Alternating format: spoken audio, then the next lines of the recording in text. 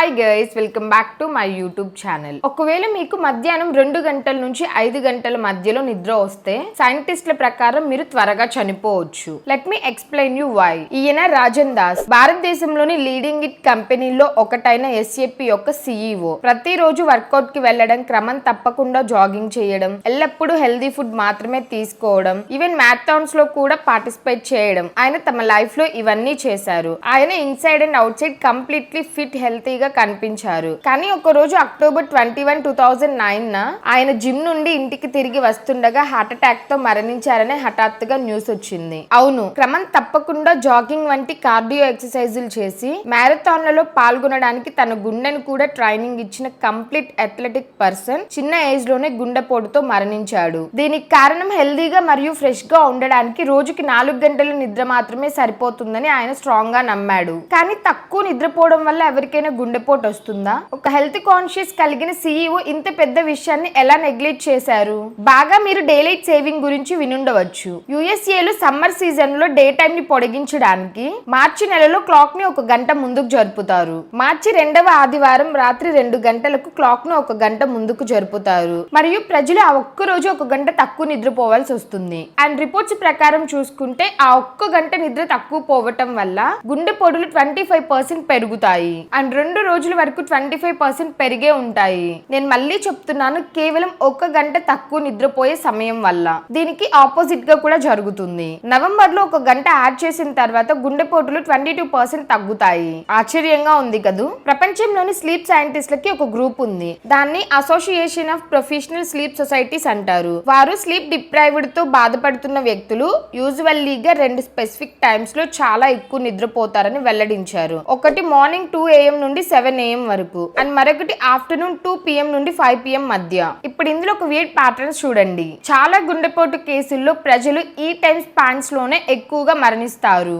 ఇప్పుడు weed pattern ని చూసిన తర్వాత మొదట సైంటిస్టులు ఇవన్నీ కోఇన్సిడెన్స్ అయి ఉండొచ్చు అని అనుకున్నారు. కానీ గత సంవత్సరం అహ్మదాబాద్ లోని జైడస్ హాస్పిటల్లో 243 హార్ట్ పేషెంట్స్ పై ఒక సర్వే చేసినప్పుడు దాదాపు 37% హార్ట్ పేషెంట్స్ కండిషన్స్ కి వారి ఇనాడిక్వేట్ స్లీప్ కారణమని తేలింది. అంతేకాకుండా యూరోపియన్ హార్ట్ జనరల్ 8 వేర్వేరు దేశాల్లోని 4,70,000 మంది పర్సన్స్ పై జరిగిన ఒక స్టడీని విడుదల చేసినప్పుడు స్లీప్ డిప్రైవ్డ్ తో బాధపడుతున్న వ్యక్తులు హార్ట్ డిసీజెస్ తో మరణించే ఛాన్సెస్ నేరుగా 48% పెరుగుతాయని మరియు హార్ట్ స్ట్రోక్ తో మరణించే అవకాశాలు 15% పెరుగుతాయని తేలింది. విషయం ఏంటంటే, మీకు మధ్యాహ్నం చాలా ఎక్కువ నిద్ర వస్తే అది మీరు సివియర్ గా స్లీప్ డిప్రైవ్డ్ తో బాధపడుతున్నారని మరియు మీ గుండె బలహీనపడటం మొదలైందని మీ బాడీ యొక్క న్యాచురల్ అలారం సైన్. ఇప్పుడు చూడండి, ప్రతి ఇండియన్ దీని వెనుక ఉన్న సైన్స్ ని అర్థం చేసుకోవాలి. నిద్ర లేకపోవడం వల్ల బాడీలోని ఎన్ని ప్రాబ్లమ్స్ వస్తున్నాయో తెలుసుకోవాలి. వాటిని మీరు డైలీ లైఫ్ లో ఎదుర్కొంటారు, కానీ వాటి మూల కారణం బహుశా మీకు తెలీదు.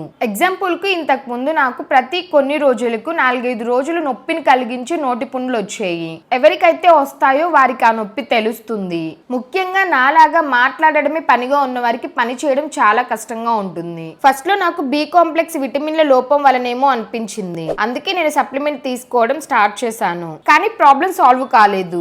చివరిగా నేను సరిగ్గా 2 రోజులు నిద్రపోకపోతే లేదా నా స్లీప్ ఎఫెక్ట్ అయితే నాకు నోటి పుండ్లు వస్తాయని తెలుసుకున్నాను. కాబట్టి మనం ఎన్ని ప్రాబ్లమ్స్ ను ఫేస్ చేస్తున్నామో చూడండి. వాటి సొల్యూషన్ చాలా సింపుల్. స్లీప్ కి ప్రయారిటీ ఇవ్వడం. అందుకే ఈ రోజు ఈ వీడియో చాలా ముఖ్యమైనది. ఎస్పెషల్ గా నిద్రపోవడానికి ఇబ్బంది పడే వారికి. ప్రతి వ్యక్తి తన జీవితంలో 1/3 లైఫ్ ని నిద్రలోనే గడుపుతాడు. కాబట్టి ప్రతి ఒక్కరూ దాని గురించి నాలెడ్జ్ కలిగి ఉండటం చాలా ఇంపార్టెంట్. సో ఇప్పుడు మీకు బాగా తెలుసు ఎట్టి పరిస్థితుల్లో నిద్రకి ప్రయారిటీ ఇవ్వాలని. లేకపోతే మన హెల్త్, మన పర్ఫార్మెన్స్ అన్ని వృధానే. అందుకే కలిసి సైంటిఫికల్లీ మన స్లీప్ ని లైఫ్ టైం కోసం మెరుగుపరుచుకుందాం. దీనికోసం ఫస్ట్ మనం స్లీప్ యొక్క స్టేజెస్ ని అర్థం చేసుకోవాలి. దాని తర్వాత మనం దాన్ని ఆప్టిమైజ్ చేయొచ్చు.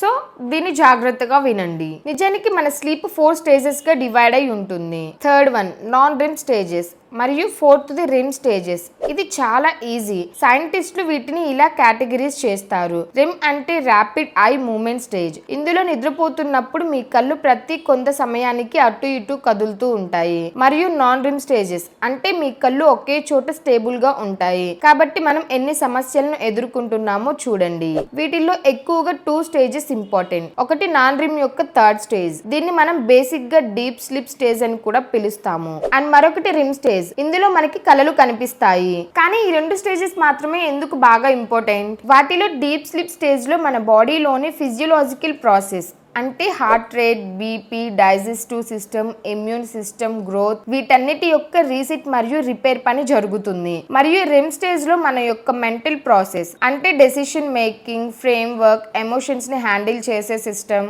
మెమోరీని కన్సాలిడేట్ చేసే సిస్టమ్, వీటన్నిటి యొక్క రీసెట్ మరియు రిపేర్ వర్క్ జరుగుతుంది. కాబట్టి ఏం జరుగుతుందంటే మీరు నిద్రపోగానే నేరుగా నాన్ రెమ్ స్టేజ్ 1 కు వెళ్తారు. ఆపై 10 లేదా 15 మినిట్స్ తర్వాత నాన్ రెమ్ స్టేజ్ 2 కి వెళ్తారు. ఆపై చివరిగా మీ నిద్ర గాఢంగా మారగానే మీరు స్టేజ్ 3 లోకి ఎంటర్ అవుతారు. ఇది అన్నిటికంటే డీపెస్ట్ స్లీప్ స్టేజ్. ఇందులో మీ బ్రెయిన్ అత్యంత లీస్ట్ యాక్టివ్ డెల్టా వేవ్స్ ని రిలీజ్ చేస్తుంది. ఈ స్టేజ్ కు చేరుకున్న తర్వాత బ్రెయిన్ మళ్ళీ స్టేజ్ 2 కి వస్తుంది. ఆపై స్టేజ్ 1 అండ్ ఫైనల్ గా మీరు రెమ్ స్లీప్ లోకి వస్తారు. ఇప్పుడు ఈ రెమ్ స్టేజ్ సరిగ్గా మీరు కలలు కనే స్టేజ్. ఇది 30 నుండి 45 మినిట్స్ వరకు ఉంటుంది. ఆపై మీ స్లీప్ యొక్క ఒక సైకిల్ కంప్లీట్ అవుతుంది. ఇలాగే నాన్ రెమ్ మరియు రెమ్ స్లీప్ యొక్క 4 నుండి 5 మంచి నిద్ర కోసం ప్రతి రాత్రి 5 సైకిల్ ను కంప్లీట్ చేయడం అవసరం. మరియు మీరు ఏదైనా కారణం చేత ఈ సైకిల్ మధ్యలో మేల్కొన్నట్లయితే, ఎగ్జాంపుల్ నాన్ రెమ్ స్టేజ్ 2 లో ఒక ఫోన్ రింగ్ మిమ్మల్ని లేపితే మీ నిద్ర యొక్క ఆ సైకిల్ అక్కడికి క్యాన్సిల్ అయిపోతుంది.